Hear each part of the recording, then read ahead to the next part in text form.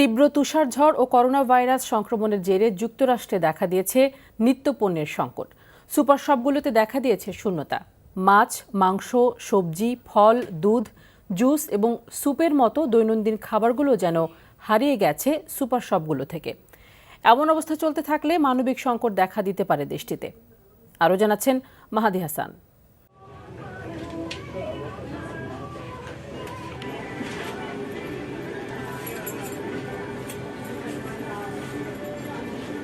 এটি কোনো দরিদ্র বা যুদ্ধবিধ্বস্ত দেশের চিত্র নয়। সুপার শপের এমন শূন্য চিত্র পৃথিবীর অন্যতম ধনী দেশ যুক্তরাষ্ট্রের। চাহিদার তুলনায় সরবরাহ না থাকায় পণ্য সংকটে পড়েছে দেশটির বহু রাজ্য।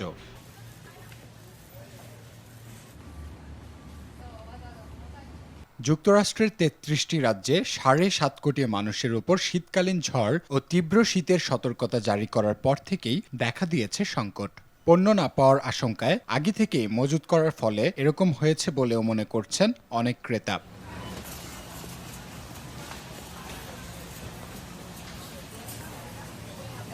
তবে ব্যবসায়ীরা বলছেন বহু সরবরাহকারী ওমিক্রন আক্রান্ত হওয়ায় ভাটা পড়েছে সরবরাহে। এছাড়া ঝড়ের ফলে যোগাযোগ ব্যবস্থা ব্যাহত হওয়ার কারণে পণ্যের পরিবহনকারী ট্রাকগুলো চলাচল করতে পারছে না। কৃষি খামারগুলো থেকে শহরের সুপার শপগুলো পর্যন্ত মালামালও পৌঁছাতে পারছে না।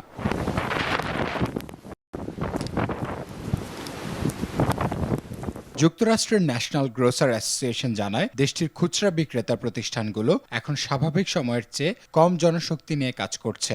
এর মধ্যে অনেক দোকানে কর্মী সংখ্যা অর্ধেকে নেমে এসেছে।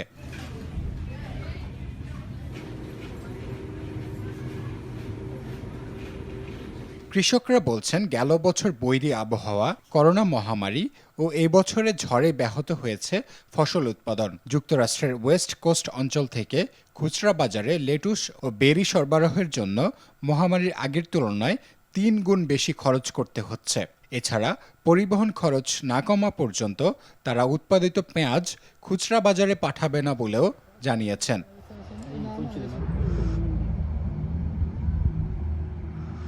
ঘটনা দিনকে দিন খারাপের দিকে যাচ্ছে যুক্তরাষ্ট্রের বিভিন্ন রাজ্যে। অনেক বড় সুপারমার্কেটে প্রক্রিয়াজাত খাবার ও তাজা খাবার রাখার তাকগুলো খালি পড়ে রয়েছে। এমনকি টিস্যু ও ঘর পরিষ্কারের ক্লিনার পর্যন্তও পাওয়া যাচ্ছে না বহু রাজ্যে। এছাড়া অসন্তুষ্ট ক্রেতারা ট্রেডার জো, জায়ান্ট ফুডস বা পাবলিক্সের মতো খুচরা বিক্রেতা প্রতিষ্ঠানগুলোর খালি তাকের ছবি টুইটারে শেয়ার করে নিজেদের ক্ষোভ প্রকাশ করছেন। মাহাদি হাসান, RTV।